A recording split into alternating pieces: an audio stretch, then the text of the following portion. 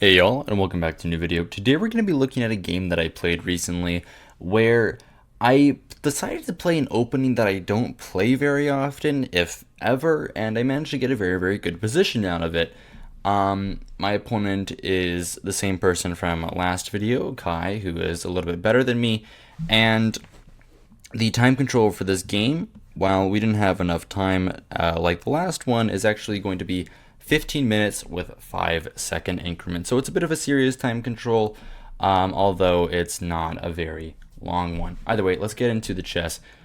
Pawn to e4, pawn to d5, and we enter into an opening which I never play.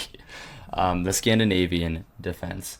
I decided to play this opening, well, mostly it's because this game, while it is kind of a serious game, isn't rated. So I try to play stuff that I don't play in real games so that my opponent isn't able to figure out what I play and prep against me. So that was part of the reason why, but also because what I use these types of games for, these little practice games where I don't have to worry about rating or anything. I use these games to like try to learn new opening, learn something new, do something cool in a long time control that I don't normally do otherwise. So I decided to play d5, play an opening that I never play in any time control beyond bullet, and we're just gonna see what happens. E takes d5, queen takes d5, my opponent goes knight c3, and I figure that probably the best option here is to go with the line that makes the most sense, the most aggressive line, the move queen a5. There's three lines that you can really play here that many people have played. Queen a5 is the more combative line. It's the line that you see most of the time at like top games, stuff like this. But there's also this move queen d8, which is kind of passive, just saying that, okay, well, we have kind of a reasonable position. My bishop is open. Your bishop is open, and probably just white is slightly better, but we've got a game. And this move queen d6, which I don't really know the specifics of queen d6. I don't really see this often, if ever, so I couldn't really tell you about all the little nuances of this move. But anyway, the move queen a5 is what I played in the game. My opponent goes d4, which is pretty classic. And by the way, just to note, my opponent is not playing openings he doesn't know. My opponent is an e4 player. I know this because I've played him in many games over the board, so my opponent absolutely has something prepared against the Scandinavian, and probably he's going to use it in this game, because it's a little bit difficult to play against the Scandinavian if you don't know what you're doing, and there's not really too many branches you can throw out here. So my opponent goes d4. I decide to play pretty reasonably with the move knight f6. I am aware that I am kind of freestyling over the board, but I thought this is pretty natural, and I do have some ideas in this opening from watching some grandmasters play. Knight to f3, bishop to f5. I thought it was pretty natural. I know this move c6 also exists, with the idea that my queen is getting out here. I'm also controlling this move pawn to d5 in many lines, but I thought that it would be a little more prudent to play another line that I know with a trap. That being with bishop f5 and e6, knight c6. And this was the setup that I was going for, trying to trade off this dark sword bishop and castle long against this this pawn on d4. As I know that in many positions this can be a little bit weak, and there's some attacks that can open up with the g takes f6 and some attack over here. My opponent goes bishop to d2. I decide to play move pawn to e6, going with my master plan. It might look a little bit scary in this position if you don't really know what you're doing, because while you're kind of opening up this idea of ideas here with this move bishop d2, and this knight has like discovered checks. So in some positions maybe you don't want to go for this, maybe you're a little bit scared, maybe you're thinking better not to tempt fate. But this is pretty simple, pretty straightforward, and white doesn't really have any good discovered attacks. Like this move doesn't really do anything. I just go queen b6, the pawn hangs, and here I'm perfectly happy to take with the f pawn.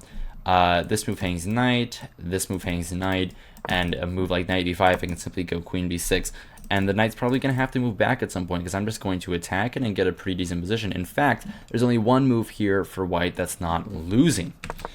So okay, my opponent goes bishop c4, which makes a lot of sense, just developing a piece like that.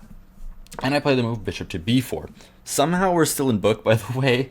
I didn't really think that we were. I thought bishop b4 was a bit of inspiration because I thought this dark squared bishop wasn't really going to do much. And I knew that in some positions this knight is actually very strong. So I thought maybe I should trade off this knight. I didn't think the dark squared bishop didn't really do anything because this pawn actually helps my opponent pretty tremendously on the dark squares, taking away this square, which is where the bishop would like to be, and my opponent's eventually going to play a move like a3, b4, so I was like, okay, let's just get rid of my dark squared bishop now, and we'll see if my knight can do more work in this closed type of position. My opponent obliges with the move pawn to a3. I have to play bishop takes c3, bishop takes c3, and the move queen to b6. Very, very straightforward, and my opponent starts to go wrong here. My opponent plays a very, very interesting move, which definitely was some inspiration over the board. I don't know why he didn't really know the position, as he knows the move pawn to e4. He knows how to play all these lines, but I guess he just hadn't looked at Scandinavian in a while and was a little bit taken aback when I played it, since I am normally a Sicilian player. So he decided to end up going with his move pawn to b3, which is very, very odd. The point is shown later in the game that he wants to go a4, a5, and some attack against the queen side, as black doesn't really want to castle king side in these lines, because as you can see, these bishops snipe very, very nicely. It looks like all of white's pieces are going to come over to the king side, so you really don't want to be on the king side in these lines, and the queen side is a little bit safer, as these bishops aren't really going to do anything on the straightaway, obviously. So I thought for a little bit, but I already had my move pretty much selected because I knew one trap in these lines. I knew only one trap, and this is the move knight c6. And the point of this move knight c6 is it kind of stops this move d5, which I looked at for a little bit. But the point of d5 is if you kind of don't know the position, you might think that black has blundered with this move knight c6 because now you're opening up the bishops, you're getting rid of this pawn, and everything is pretty good. Like this king is weak, so you have like queen e2 ideas, so I can't play a move like rook d8, right? Rook d8 is actually just like losing because you can take on f6, and this king is actually quite weak. But here you have the very, very nice move of long castles. And in this position, you're just going to pick up the pawn. It's actually even better to play knight d5, bishop d5, and then long castles. But I am not a fan of these complications allowing moves like bishop to e6 check, so I would probably just play long castles immediately. Instead, my opponent doesn't fall for that, seeing as he probably knows a bit of the prep, at least I hope so, and he plays the move pawn to a4, which I thought was like, oh, okay, that you're trying to justify the move pawn to b3, you're making it a little bit awkward for me to castle long, and I don't really know. If I castle long, I probably just lose. Like, I have to sack the knight here. This is dead lost. So, I'm going to try and do something. Maybe I'll figure something out. Computer gives this very, very nice line, knight e4, which I didn't see during the game because a5, you have the move knight c3, queen c2, and queen b4. Queen d2, queen b4. And black actually manages to win the game, which is very, very nice. So my opponent probably has to go with bishop b2, and then you have another very, very nice move, queen a5, and you go after the king. And my opponent can never go here because actually I just win. I just go long castles, and good luck defending this pawn. A very, very nice engine line. I didn't see any of this during the game, nor did any of this happen. Instead, I played the second best move. I played the move pawn to a5. Which I thought was very, very natural. I'm just stopping this pawn from coming forward. I'm kind of restricting this dark squared bishop, and I'm making b4 kind of less of an idea. Now, if my opponent wants to go for the attack still, he can probably go with a move like bishop b2, which would have holy voice crack, oh my goodness, which would have been very, very nice. And the point is that he's probably going to go bishop d3, queen takes, and play with some move like pawn to c4, going after my king with moves like even d4 in some lines, but most lines he's probably going to be going with c5, sorry, d5 and c5, and bring the rooks like this. And it can get scary, but my opponent decided instead that he's going to castle, which is fine, even though it's a little lackadaisical, I thought. And I decided to castle myself, and I thought, well, wait a second, this pawn looks really weak. You can't really do anything with it, because if you like move the pawn out of the way, like this move still just loses. I think you just lose the pawn here. Like I can take with the pawn, I thought, and I thought that I was just winning. I guess taking with the knight is better. Oh yeah, this is much better. This is much better because it keeps with my idea of trying to attack his king with the move rook hg8 and some lines after bishop g7, and actually taking this pawn is just worse for white than it is beneficial. So I was really loving this position, and I thought, well, this pawn looks really weak. I don't really see how my opponent can defend it. I thought maybe my opponent could go queen e1, but this looked really passive. I think knight d5, knight e4. Sorry, I think knight e4 was probably a move here, trying to go after the bishop on c3, and then after bishop e2, I don't know. I thought maybe this position was going to be beneficial for me. The computer actually thinks that knight d5 is a better move here, which is logical. And now bishop b2, I have bishop c2, which is very nice. I don't think I can take on c2 immediately. I think this is a little bit too scary, because you see I'm opening up this line to my king, and now there's only pieces protecting it and this pawn, so my king is feeling very, very airy at this point. Instead, my opponent didn't go for that. My opponent went for the move queen e2, which is technically the best move in the position, but after bishop g4, my opponent is simply losing the pawn, has to play for activity, which is very, very interesting. And I didn't see this whole idea of playing for activity in the game, but the engine certainly did. And actually, this position isn't even that bad for white. This position is only minus 0.1, and that's if black plays accurately. In fact, black is the one who's a little bit on the back foot here. My opponent goes rook fd1, which I thought made sense. He certainly thinks that this rook belongs on c1 or b1 to try and open up some attack against my king. I decided to simply take an f3, takes, and take the pawn on d4. And I'm just arguing that my position is better and that I'm going to win the game.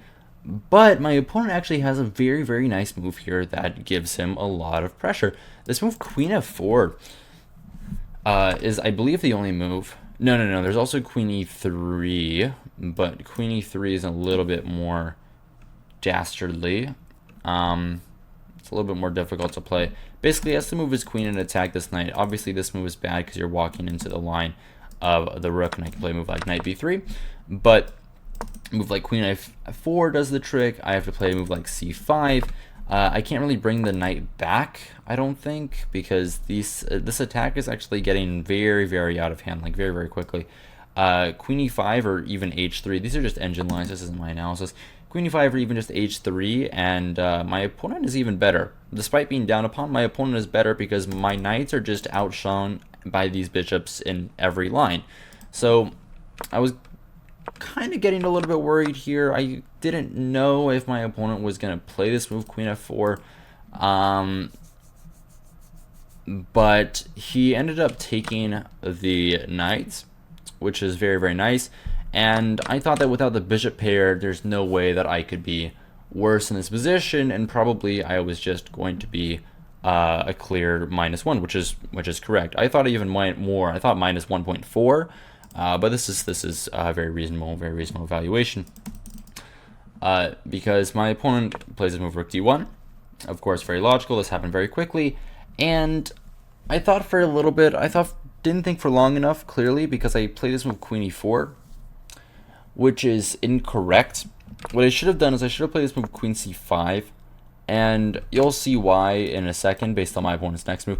Queen e4, the idea of this, I played very, very quickly. I was just kind of fiending for a queen trade, because I know that every endgame is just going to be clearly winning for me. I have a pawn on this endgame. Every king and pawn endgame is winning. Everything is winning. There's probably just nothing for my opponent to do. But queen e4 is a little bit inaccurate, because my opponent goes queen c3, and he goes after this pawn, and I realize that this pawn is actually a little bit difficult to defend, because my opponent has a decent amount of counterplay here. Really, this pawn is very weak.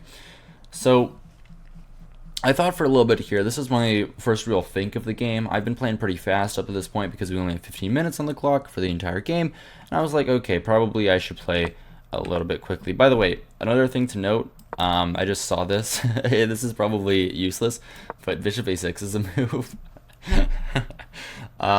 This is completely useless, but bishop a6 is a really nice move, and I have to play queen e4. Otherwise, I think I just lose. Like c6, you can take this, and if you if you take on a6, there's queen a8 mate, so that's a little scary. But I don't know why we're looking at this, but whatever, doesn't really matter. Instead, queen e4, queen c3, and I think for a little bit, I'm thinking about b6, but I really didn't like that I'm weakening my light squares around my king with my opponent with a light squared bishop. I thought this was probably even a mistake, and I thought probably my opponent could even win this, really, because this is very, very dangerous here. Like bishop a6, king b8, like rook d4, and I'm not sure. I'm not sure about this position. I already have to start playing very, very inspired chess moves like knight d5 here, and it's very dangerous. It's very dangerous. I don't know. I'm not sure I would even favor black anymore to win this game. So instead I play this move queen f5, which I think is very, very prudent. This is the only move in the position, and I'm simply defending the pawn like this, and if my opponent goes here, I thought that I could have some tactics with this move, knight to e4, attacking the queen and attacking this pawn on f2, and I was getting kind of hype. I was getting kind of excited, and I thought that after bishop d3, I would use a turn to move the rook into the game, and then I would maybe start some attack against the king side over here. Maybe I can again try to trade the queens, because any endgame without the queens is just going to be an automatic win for black, as white can't really go and target this pawn anymore. So my opponent, after queen f5, he played the move bishop d3, which is something I mentioned and something I saw. I played rook d8 pretty quickly. This is given an accuracy, but it's, as you can see, there's no change in the evaluation. My opponent goes to rook e1, of course, and then I found another very, very nice idea with the move queen to f4. And the point of this move, which I'm actually quite proud about, and this is kind of, I think, the last chance for white to do anything. The point of this move, queen f4, is that after my opponent takes on a5, I'm going to have this fork with the move knight g4 attacking f2 and h2. And at this point, we're both at around like 6 minutes on the clock. Time is ticking. It's getting a little bit shorter, but we still have enough time to really figure out the position and kind of understand everything that's going on. After queen f4, my opponent did play this move queen takes a5. I played the move knight g4, and I thought that already here I was winning the game. I was actually very, very happy with my chances here, because I thought that my opponent, like, if he goes this check here and like check, I can just like move my king to e7, and my opponent's queen is hanging, and also like this is hanging, so my opponent has to go back to a5, I thought, and then I just thought my opponent gets like mated somehow. I didn't see how exactly, but oh, I'm supposed to play this move queen f4, threatening mate, defending this pawn on c7. Yeah, this actually isn't that hard to find. So I was very excited with my chances after this. And my opponent makes a really large mistake. My opponent makes a very big mistake. He plays move bishop b5. And on the surface, this move makes a lot of sense. This move makes a lot of sense because if I go pawn to c6, now my king is actually in some checking distance, and there's this idea of rook d1. So this makes sense. He's obviously threatening mate in 1 with the move queen to a8 checkmate here, with the bishop blocking off these squares. So I have to not blunder that, but I'm not an idiot. King b8 is the best move here. I didn't play it. There's a little nuance here of why you should play king b8 instead of the move I played, but it doesn't really matter at the end of the day. Instead, I played queen takes h2, king to f1, and I played the move king b8, and now my opponent is visibly starting to sweat because this position is pretty clearly bad. It's pretty clearly losing for the white side. But there's still a lot of game left to be played. It's a very, very annoying position, if I'm being honest, for black, even though I'm about to win a second pawn and the position's going to be very, very good for me. It's still very, very difficult to actually win this game. So my opponent goes queen c3. I think for a little while here, I'm trying to find some sort of knockout punch. I just decided to take the pawn. I thought this made the most sense. I'm just going to take on g2 and like see what happens. I'm up 2 pawns. There's kind of no way that I can ever be worse here. I'm probably just completely winning. And my opponent goes queen g3. And here is when I spend about a minute of my time. And remember, I don't have too much time left. I'm at like 4-5 minutes at this point. And I'm thinking, okay, maybe I can play like queen e4, king here, here. And I was trying to find some like checkmate here where I can like get the rook involved, but nothing ever worked. But in fact, queen e4 is the best move, because what you do is you go queen e4 here, here, here, and you go with this move queen to h5, and you keep the queens on the board. And this is what I was looking for. This is the type of thing I was looking for, but I wasn't able to find it during the game. This very nice move, queen h5. And you're just looking down the king. If the king goes to f1, now I can go rook d2, and I'm threatening a mate with this move knight a7, just to show you knight h2. Sorry, not knight a7. Check here, and this would be a checkmate. Very, very nice mate where the king is surrounded by all his pieces, but he is getting mated. In any case, I didn't find this idea, so instead of going for this, I decided that the easiest way to play the game, was probably just to play the move queen takes g3, f takes g3, and here I already start to go wrong, because we enter into this endgame, and it's not simple. Like, black is winning, obviously, like any idiot can see that. Like, we're up 2 pawns, we have this 4-on-1 over on the king side, so probably we're just going to be completely winning, but it's difficult to actually win. It's difficult in this position to actually win, and I immediately start to go wrong here in a little bit. I think for a little bit, and I play this move knight f6, which I think is just kind of a mistake, like immediately a mistake. I thought that the knight probably didn't belong on the g4 square, so I thought maybe I can reroute it up here to one of these squares, but even like a move like rook d4 here is probably better than the move knight f6, as rook d4 is at least going forward, and knight f6 is going backwards, and it's a little bit more passive than what I would want from the position. But okay, knight f6 is on the board, my opponent goes king f3, and I still have to break through his defense. I simply play a couple more improving moves, because there's a lot of improving that I can do in this position, and I don't think that you should probably go for like some sort of huge attack when you still have improving moves that you can do, which are very, very easy. And I'm just like, okay, I'm going to play rook d5. That's enough talk. I'm just going to play rook d5. I'm going to put the rook in the center. This is obviously where the rook wants to be, as it kind of patrols everything here, takes out the main file, gets this main little idea here, and of course any rook trade is going to be a very, very easy conversion. Any knight for bishop trade as well will also be a very easy conversion. My opponent goes bishop c4, I go with this move rook f5 check to kick the king back, and then I play this move pawn to c6. The idea is I want to bring my king to c7, and I thought that going here didn't really make much sense.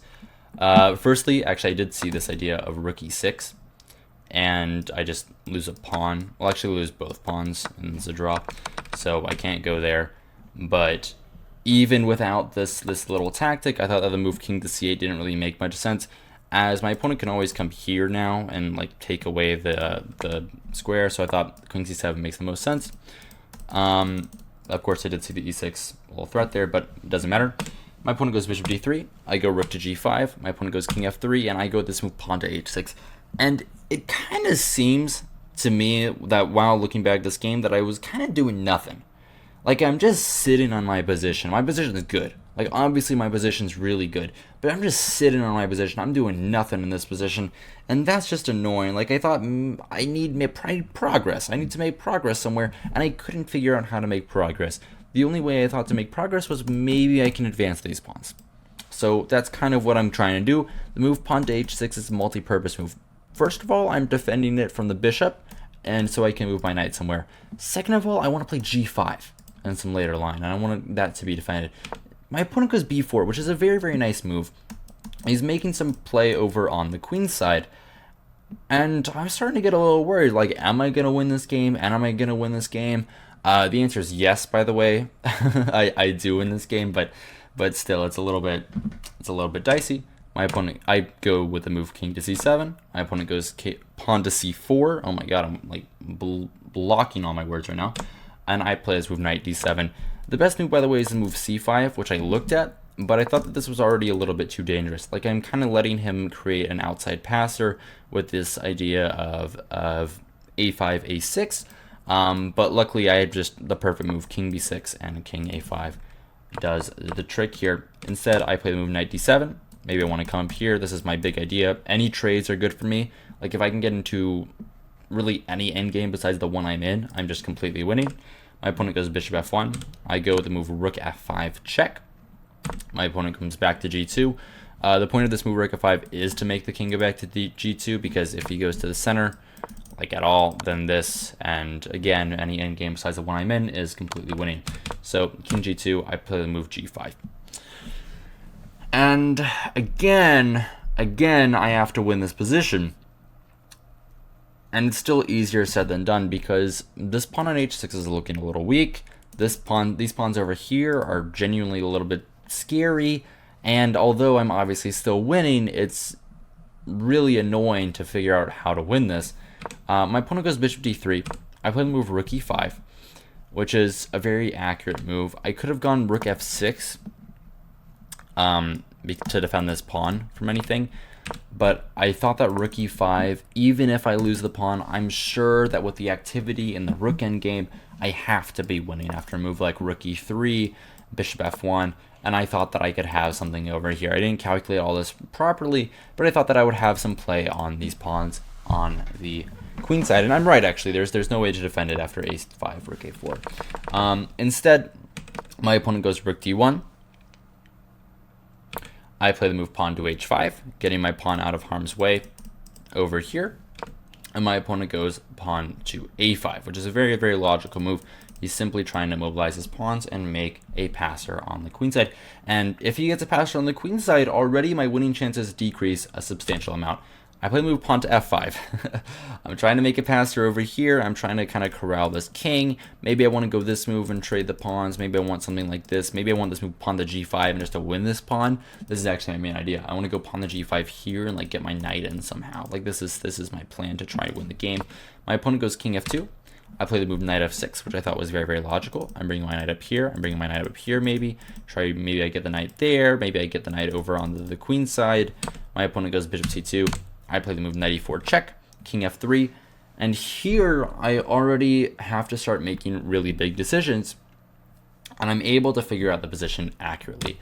I play the move knight c3, which I think is a very, very good move. But something that I need to mention at this point is that at this point, I'm very low on time.